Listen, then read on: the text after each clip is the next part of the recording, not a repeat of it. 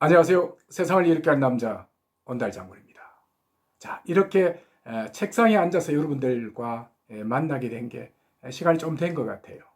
자, 저는 캐나다에서 한 달 보름 정도 생활을 하고 이제 갓 그 한국에 귀국을 했습니다.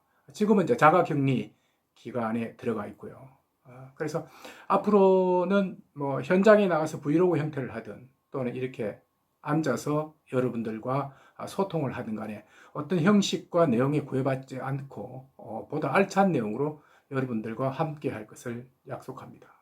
자, 한국에 들어와서 사실상 이렇게 책상에 앉아서 전하는 내용이 이제 가장 첫 내용이 뭐가 가장 중요하겠느냐고 생각을 해봤더니 바로 이제 공항 입국에서부터 자가 격리까지 그 절차를 이제 어떻게 하는지가 아마 중요할 것 같아서 그 소식부터 먼저 여러분들에게 알려드리려고 합니다. 자, 먼저 자, 인천공항 입국 절차인데요. 생각보다 굉장히 까다로워요. 캐나다 밴쿠버 공항에서부터 서류를 받습니다. 자, 그 집 주소라든지 여러 가지 신상과 관련한 내용을 적도록 하고 있고요. 자, 앱을 깐다. 자가 격리에 대비해서. 자, 이런 내용을 서류를 통해서 적도록 하고 있습니다. 자, 그리고 그 서류를 갖고 이제 비행기를 타고 공항에 도착을 하니까요. 드디어 이제 굉장히 철저한 뭡니까 입국 절차가 이제 시작이 되는데요. 가장 먼저 통과를 해야 되는 것이 뭐냐면 발열 체크예요.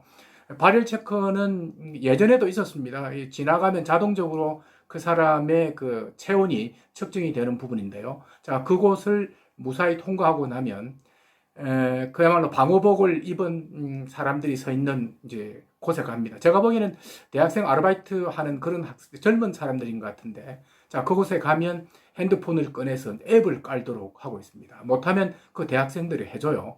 자, 그리고 그 앱을 깔고 나면 바로 이어서 심사관한테 가는데요. 그 심사관은 이제 제가 적었던 그 밴쿠버 공항에서 적었던 그 서류 내용을 꼼꼼하게 챙기기 시작합니다.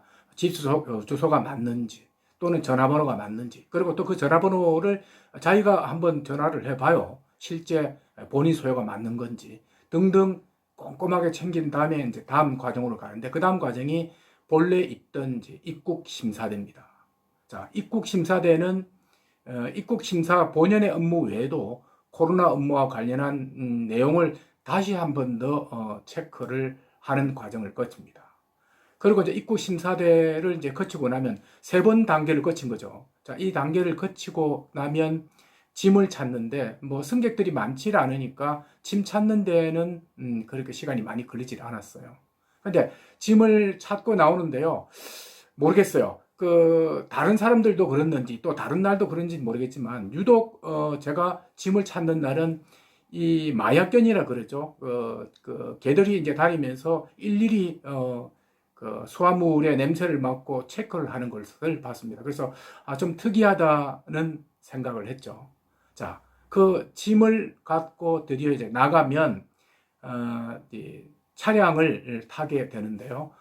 저 같은 경우는 이제 마중 나오는 사람이 없었기 때문에 대중교통을 이용해서 제가 집이 있는 평택으로 이동을 해야 되는데, 자, 그곳으로 가려고 하니까 이제 안내를 해줘요. 자, 저 같은 경우는 경기도 쪽으로 가는, 그러니까 동탄, 오산, 뭐, 그 다음에 안성 방향으로 가는 리무진 버스를 타도록 이제 하고 있습니다. 그리고 또 마중 나온 사람이 있으면 이거 자가차를 타서 이동을 하는 것 같아요. 그리고 또 멀리 가는 사람들은 이제 KTX를 타게 되는데 KTX 역시도 아마 특별 격리 칸이라 그러나요? 그게 있는 것 같습니다. 자, 저 같은 경우는 보니까 하루에 4차례밖에 운행을 안 해요. 다행히도 저는 도착한 지 약 2, 30분 만에 이제 차가 와서 동탄 쪽으로 가는 버스를, 리무진 버스를 타게 됐는데요. 자, 그 버스는, 승객들이 그렇게 많지 않아요. 뭐, 지금 요즘, 외국 나가는 사람들이 거의 없으니까요. 자, 10명도, 채 되지 않은 사람들이 이제 이 버스를 타고, 동탄 쪽으로 갔는데요. 어느 이제 한 장소에 다 같이 내려요. 내리니까 그곳에 또 다른 지역으로 흩어지는 보건소 차량들이 와 있습니다. 저 같은 경우도 이제 미니버스인데 저와 집사람 둘만 타고 경기도 이제 평택 쪽으로 이동을 했습니다. 집 앞에까지 미니버스가 저희들을 내려주고 이제 가게 됐고요. 그래서 집으로 무사히 도착할 수 있었습니다. 아무튼 인천공항 입국 절차는 굉장히 까다로웠다. 그리고 아주 철두철미하게 그 코로나 상황을 체크하는 그런 시스템을 볼 수가 있었습니다. 그렇게 다음 단계는 뭐냐면 자가격리예요. 자, 도착한 날부터 정확하게 15일간, 그러니까 우리는 이제 2주간 알고 있습니다만 도착한 날까지 포함해서 15일이라 그래요. 그래서 이 기간 동안에 자가격리를 이제 하게 되는데, 이 자가격리도 이제 역시 만만치 않습니다. 보니까요, 저희들을 담당하는 이제 공무원이 배정이 되고 그 공무원에게 이제 연락이 옵니다. 자, 어떻게 하세요. 그리고 집 밖으로는 못 나간다. 그리고 인천공항에서 이제 앱을 깔았지 않습니까? 앱을 깔았기 때문에 뭐 철저하게 저희들의 동선이 다 파악이 되니까 집 밖으로는 이제 벗어날 수가 없는 그런 상태죠.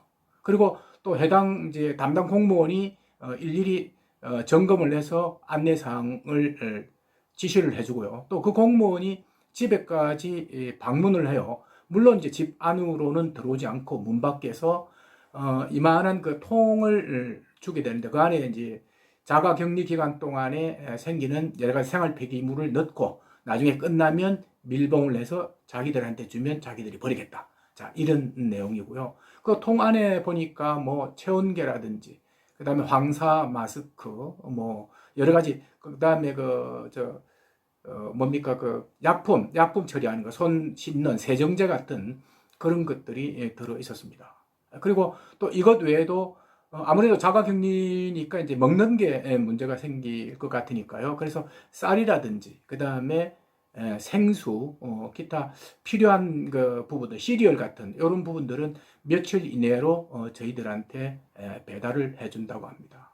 그리고 이제 또 저희들이 참 정말 철저하게 하는구나라고 느끼는 것은 뭐냐면 하루에 꼭 2번씩, 그러니까 오전 9시와 오후 2시에 꼭 체온계로 자가 측정을 해서 그 앱으로 보고를 하도록 되어 있습니다. 그런데 그 보고가 저희들을 관리 감독하는 공무원한테 아마 연락이 갈 텐데요. 체크를 하는 것 같았습니다.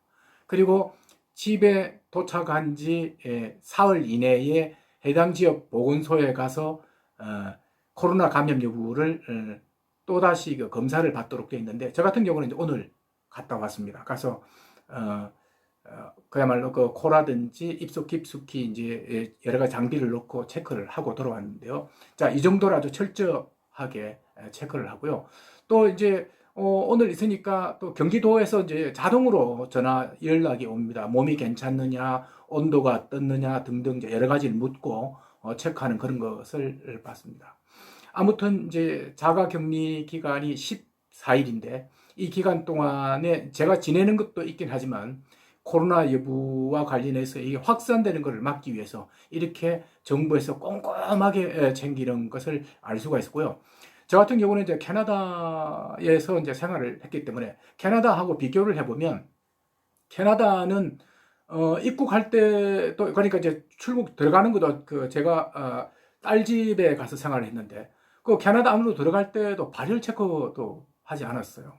그리고 마스크만 끼고 바깥에 나가니까 택시를 탔는데 택시 운전사도 역시 이제 마스크를 꼈습니다만 특별하게 한국처럼 이렇게 뭐 교통편을 제공한다거나 막 이런 것은 전혀 없었고요.